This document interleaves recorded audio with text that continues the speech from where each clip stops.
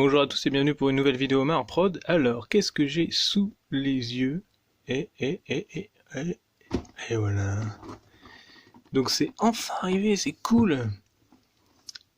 Et donc on va découvrir devant vous ce petit Marines. Alors j'avoue que je découvre en même temps, j'ai vu quelques photos sur Facebook, mais je ne sais pas ce que ça va donner.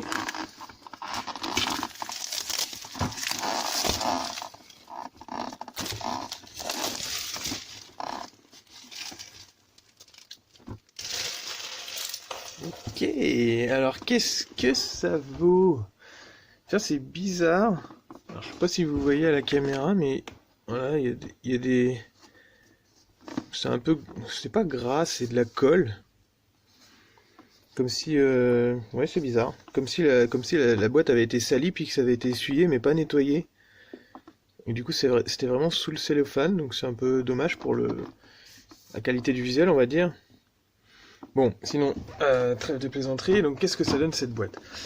Donc, en première face, on a ce visuel de Space Marine Primaris, Ultramarine Primaris Intercessor, par Bandai, 2020, Made in China. 15 et plus, hein, bon, voilà, faut pas chercher, c'est de la figurine d'exposition et puis de jeu, hein, pour les enfants, par exemple. De l'action figure, quoi. Mais alors comment je l'ai eu? Bah déjà merci à mon frangin qui me l'a. C'était mon cadeau de Noël 2019, on va dire. Donc voilà, ça a mis un petit peu de temps à arriver. Et puis bah avec le Covid, ça s'est reculé. Apparemment, il a eu deux choix. C'était soit de se faire livrer directement, mais sans garantie au niveau des colis, ou l'autre de se faire livrer au magasin Games Shop le plus proche, donc ici Games Shop Orléans, et qui donc bah, du coup n'a pas rouvert tout de suite et me l'a précieusement gardé. Donc je remercie aussi Games Shop Orléans de m'avoir gardé ça dans un coin. Et puis bah, je vais vous faire des photos de tout ça. Donc la boîte se présente comme ça. On a le visuel sur le côté, donc visuel gauche et puis bah, j'imagine visuel droit de l'autre côté. Ouais, voilà. Normalement, je crois pas que ça soit à la taille, on va voir, parce que j'ai vu des photos et la figurine paraît quand même beaucoup plus petite que... en tout cas, elle sera pas grosse comme ça, quoi. Ensuite, à l'arrière, bon, on n'a rien. Il y a marqué Bandai. Alors, que je vous dis, Bandai Co. Ltd. C'est les trucs, les preuves d'achat, les choses comme ça, avec la licence officielle product et au-dessus, un autre visuel, voilà. Et normalement, c'est un slipcover, donc je vais enlever les petits scotch qu'il y a sur les côtés. Voilà. Et on devrait pouvoir le glisser. Ok, ouais, c'est un peu serré.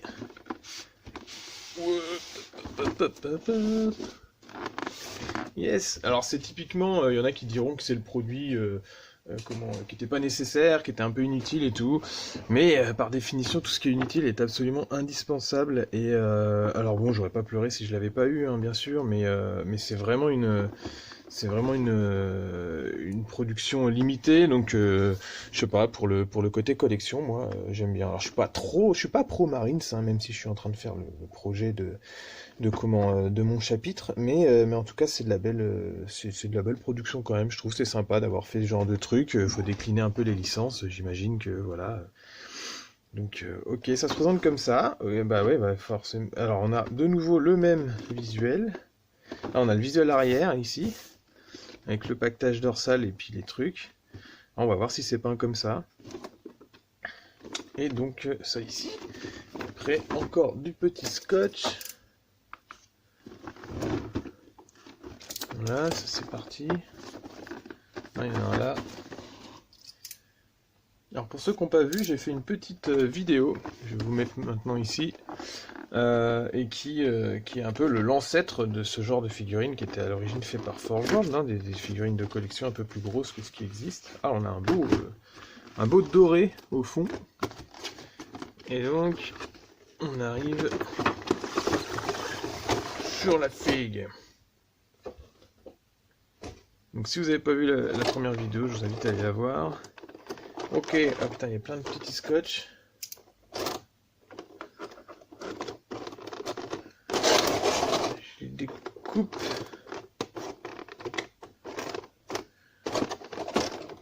Et on va découvrir. Ok. Ça se trouve, je peux en mouler un en plate là-dedans. Je rigole. Donc on a le premier visuel de la figurine. Donc vous voyez, si je reprends la boîte, pour vous le mettre à côté, il n'y a pas beaucoup de place avec l'angle de caméra, mais on est clairement un peu plus petit. Voilà, si je le mets à niveau, voilà, on est plus petit que le visuel de base de la boîte, mais bon. Hop, bon, voilà. Point fermé. Et donc on va tester les articulations. Bon, je vais sortir les pièces et puis on va voir tout ça. Le Marines, son petit couteau, le bolter, les traces de colle là un petit peu. Bon, et puis après on sent que le pchit de gris a été un peu par là, mais qu'il a pas été complètement. De toute façon c'est fait à l'aérographe, hein, faut qu'il soit rapide j'imagine. Mais bon, c'est pas trop mal peint. Hein. Ensuite, petit scotch.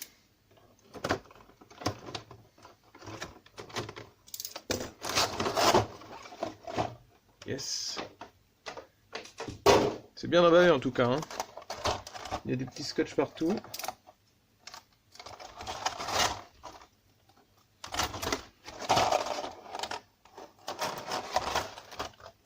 Voilà.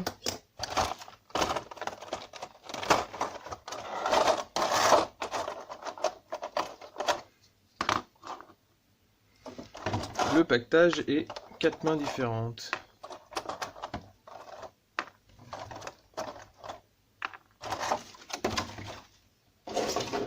Donc pour ceux qui se posaient des questions par rapport à la figurine, par rapport à n'importe quelle figurine, je sais pas moi, de collection, genre Hot Toy et compagnie, là on n'a pas du tout, c'est du full plastique, hein, une sorte de plastique vinyle un peu souple. Si je tords le doigt, voilà, vous voyez, c'est un peu souple comme ça.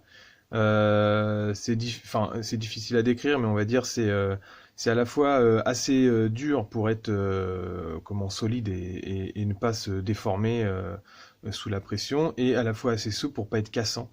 Voilà. Donc après au niveau de la peinture, bah là on voyait il y a un petit défaut dans le bleu là.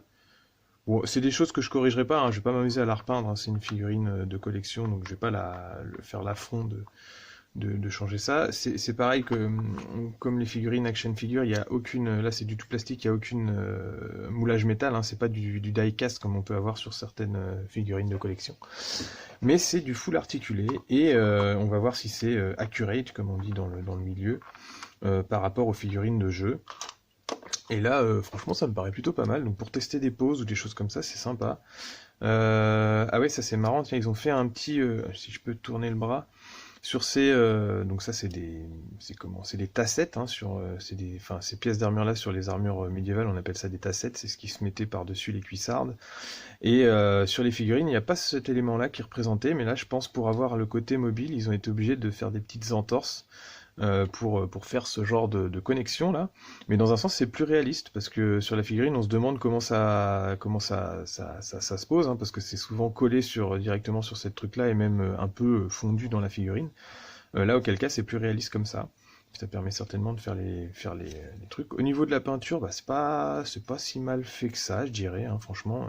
En fait, la figurine c'est pas du weathering, mais le bleu ne se fond pas tout à fait par rapport à la sous-couche noire, je dirais, donc ça donne des effets de lumière, on va dire. Je sais pas si vous voyez bien à la caméra, mais le bleu est pas uniforme, quoi, donc ça fonctionne pas mal. Après, on aurait pu avoir quelques détails en plus. Par exemple, je sais pas moi, est-ce qu'ils auraient pas pu peindre certaines petits éléments sur les côtés en gris métallisé. Ici, la petite sacoche plutôt en cuir. Bon, voilà. C'est la peinture trois couleurs basique d'un ultramarine, quoi, avec les marquages quand même. C'est pas trop, c'est souple hein, au niveau de la truc. On fait ce qu'on veut. On peut l'orienter un peu. Ah oui, d'accord. Il y a carrément le coltin là qui bouge à l'intérieur. Je sais pas trop comment c'est géré. Je sais pas si je peux déboîter la tête, donc je vais pas essayer de lui. Ah ouais, ça c'est un truc qu'ils auraient pu faire, c'est mettre une tête nue en plus dans l'option, ça aurait été cool. Et puis moi j'aurais bien vu une base, parce que là il est bon. Alors d'accord, il va tenir debout une fois qu'on le positionne. Quoique avec le pactage c'est pas dit. Mais si on lui donne une pose un petit peu avec le truc, ça devrait pouvoir tenir debout. Je sais pas trop. Ouais, c'est pas très équilibré, hein. C'est pour ça que je pense qu'une base ça aurait été sympa sur ce genre de fille, mais bon. Bon alors, on va tester les articulations. Donc là, tête, avec le colletin qui bouge en dessous. Et voilà, on peut lui tourner la tête. On peut lui lever les bras. Les épaulières sont... Alors c'est pas, par contre, c'est pas de l'épaule comment logique, hein, c'est pas une épaule humaine. Parce qu'il fallait gérer la connexion de l'épaulière, donc je pense qu'ils ont dû faire des concessions pour pouvoir avoir des trucs un peu mobiles. Donc là, si je lui lève le bras... Ah oui, il y a ça qui est par contre qui est faiblard, hein. Ça se détache tout de suite. Mais c'est peut-être nécessaire de l'avoir un petit peu en mobile pour faire le truc. Par contre, ça va vite... Ouais, faut faire attention. Mais ouais, on peut lui tendre le bras, ok. Et puis du coup, on peut jouer sur l'épaulière. Ouais, voilà, l'épaulière, elle se décale complètement pour pouvoir faire le truc et puis ensuite la repositionner, quoi. Mais bon, ouais, c'est pas mal. On peut lui plier le coude. Est-ce qu'il peut se gratter l'oreille? Ouais, c'est pas mal. Ouais, ouais. Ah, ok. Donc tout s'emboîte, se déboîte avec des petites connexions comme ça. Je pense que c'est typiquement le truc où il faut pas le déboîter 1000 fois parce que sinon ça va vite ne plus fonctionner très très bien. Mais au moins ça permet pas mal de modularité dans le kit. Donc c'est plutôt bien géré là-dessus. Les jambes. Donc ça on a vu que ça bougeait. Ah, faut un petit ballon de foot là. Et puis le pied s'oriente comme ça là. Avec, est-ce que la petite plaque est mobile là? Ouais, ça c'est mobile aussi pour pouvoir... Et puis le genou. Le genou est suffisamment caché par la genouillère pour pas que ça fasse trop mécanique. Donc, alors c'est un... Je sais pas si vous entendez. Il y a des crans pour pouvoir gérer l'articulation. Et puis au niveau de la hanche, ça m'a l'air d'être une... Ouais, il y a une double articulation. Donc hanche plus haut du fémur, on va dire.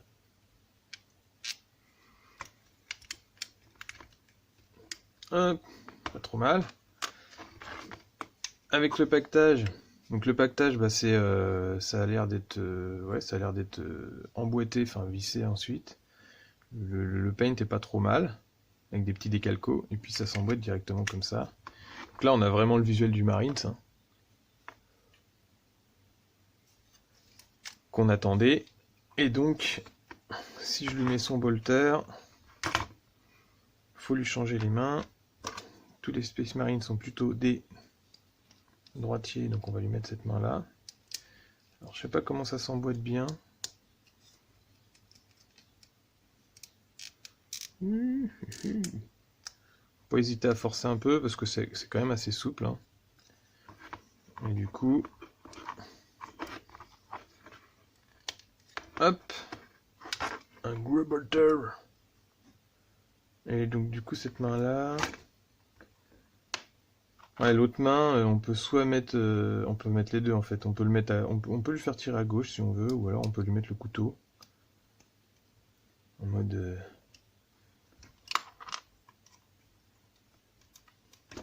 tac. Et donc la petite coudière qui se barre plutôt assez facilement. Je sais pas si c'est intéressant de la coller et tout pour la modularité parce que c'est pas la coudière qui va bouger beaucoup, elle est emboîtée là.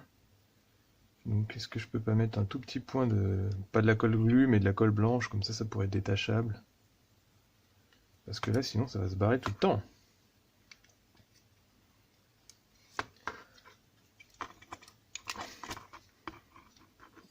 Ouais. Bon, je sais pas ce que vous en pensez, n'hésitez pas à me dire dans les commentaires. Voilà. La petite figurine d'expo. Je vais vous faire 2-3 pauses en rotatif, et puis on pourra faire une petite conclusion. Allez, je vous enlève ça pour vous mettre la position classique du Marines avec son bolter en main.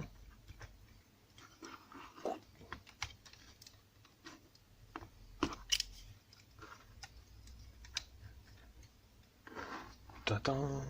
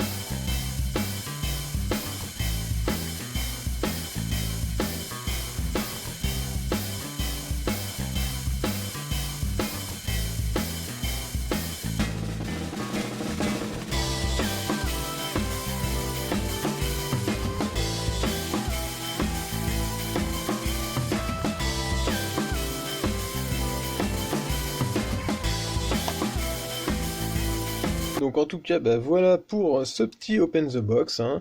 N'hésitez pas à me dire en commentaire et puis à me lâcher un pouce bleu si ça vous a plu.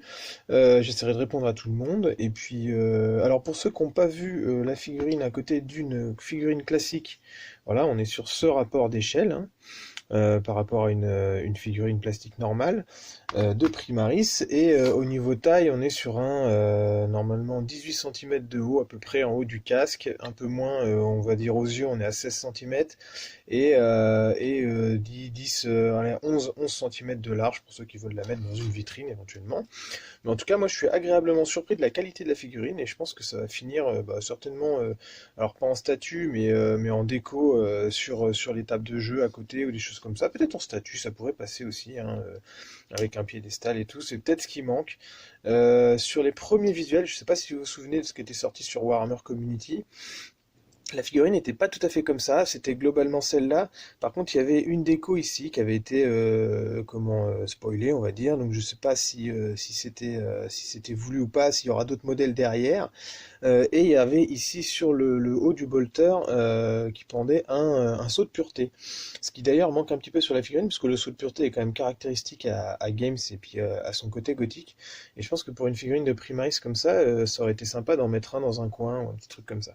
Après, peut-être qu'ils ont prévu d'autres modèles en mode un peu lieutenant, peut-être avec des épées tronçonneuses, peut-être que celui qui sera à peint n'est pas le même non plus. Donc voilà, en tout cas, bah, n'hésitez pas à vous abonner si ce n'est pas déjà fait. Merci de me suivre pour ceux qui me suivent. Et puis à bientôt pour d'autres tutos figurines, sculptures, conversions, etc. Merci à tous.